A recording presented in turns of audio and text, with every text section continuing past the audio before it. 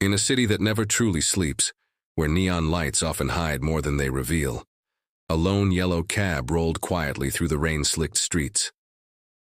Behind the wheel was Michael Carter, a man whose eyes held a library of stories that no one ever bothered to check out. He'd been a taxi driver for 35 years, faces blurred into a single memory.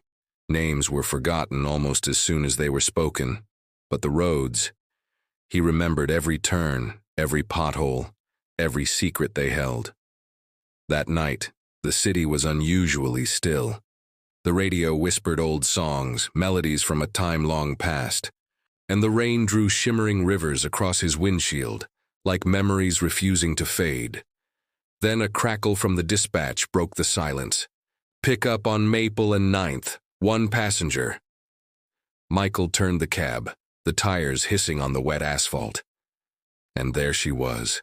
A woman easily in her 70s stood under the lonely glow of a flickering streetlight, a small, worn suitcase in her hand. He pulled over, got out, and opened the door for her, a gesture of old-world chivalry. "Where to, ma'am?" he asked. She offered a faint, tired smile. "St. Joseph's Hospital." Michael nodded, a familiar destination.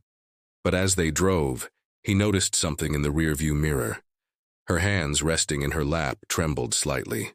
Her eyes weren't looking at the city lights blurring past the window. They were fixed on something far, far away, a place only she could see. After a few quiet blocks, she spoke, her voice soft, almost a whisper.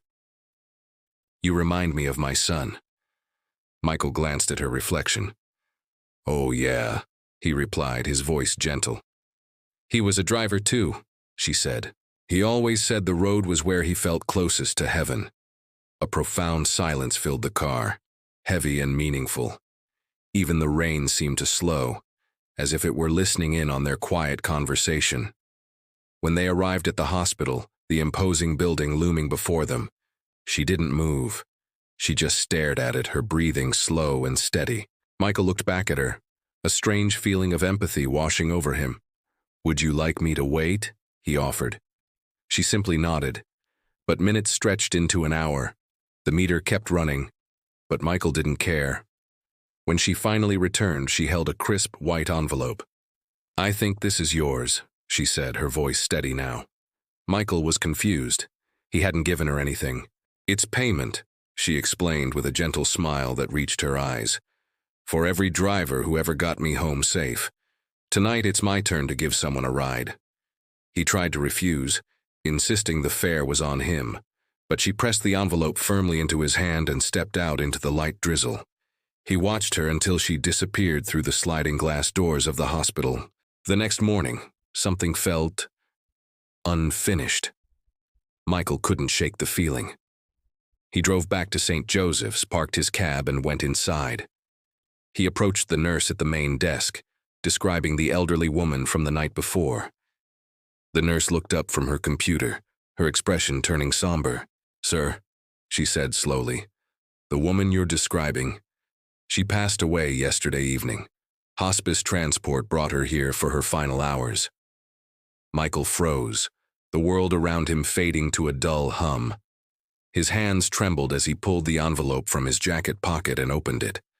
Inside, there was no money. There was only a single piece of paper, a note written in a shaky but elegant hand. It read, "Thank you for the ride. Tell my son I found my road."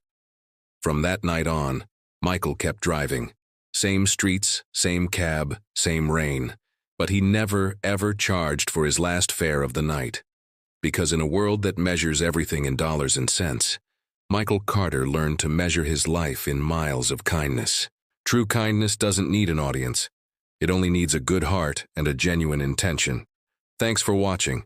If this story touched you, please give it a like and subscribe for more stories that remind us of the best of humanity. Until next time, drive safe.